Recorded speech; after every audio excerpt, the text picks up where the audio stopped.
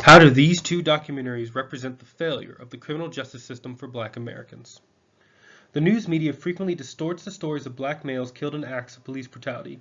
These tragedies are not a fault of just them, however, as it extends to the wider criminal justice system and how it views Black bodies through centuries of stereotypes, caricatures, and prejudices. How do these films show the ways in which these incidents shape the Black communities involved going forward? The goal here is to understand how these tragic incidents affect Black communities. Do they combat the continual police brutality? Do they form groups that communicate with those in higher echelons of their police departments? This is vital information because it examines what happens after the incident and what can still be done. How does the criminal justice system fail Black Americans? Gaining traction up to and after the election of President Obama, post-racial refers to shifts in demographics that is colorblind. In effect, this makes people believe crimes perpetrated against Black bodies is the exception rather than the norm.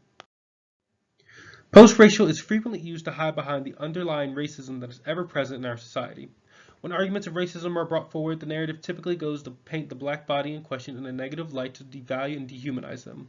These answers fit within the first documentary, Always in Season, as the white community is oblivious to any racism that is ever present in their society, despite evidence to the contrary. How do these films hold the police accountable for their actions and actions against the community? This is vital because when the criminal justice system fails Black Americans, there must be steps taken to remedy or at minimum mitigate any future failures. In particular, the force focuses on the efforts of the OPD to enact change from within, despite continual failures from both inside the department and their ongoing community efforts.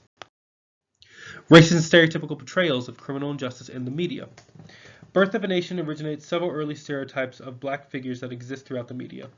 The idea of a black buck is one that permeates throughout our society, especially when police claim their lives were in danger, when it is clear their excessive force was not necessary, or when media outlets portray Black bodies as thugs. By falling back on these negative portrayals of Black bodies, police are not held accountable for their actions.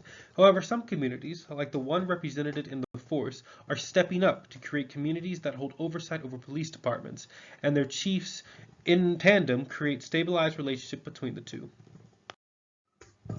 No doubt the biggest question after viewing these two documentaries is how one moves forward to better mend the broken relationship between the community and the police force. The biggest takeaway is that there is no relationship without trust and respect, something that must be had so that both police communities and Black communities may survive.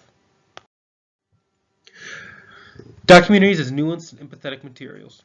Documentaries help immensely as they come long after the incident has occurred and can be considered without bias in their attempt to have questions answered. Always in Season does so by using what Bill Nichols describes as documentary voice, so that we the viewer understand the plight of Lacey family and their fight for justice. The fight for justice when injustice is so widespread is not easy, and neither documentary provides easy answers.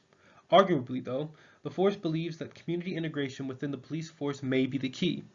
By setting up direct liaisons between the two communities, empathy and justice may prevail in a considered effort to mend the broken culture that still persists to this day.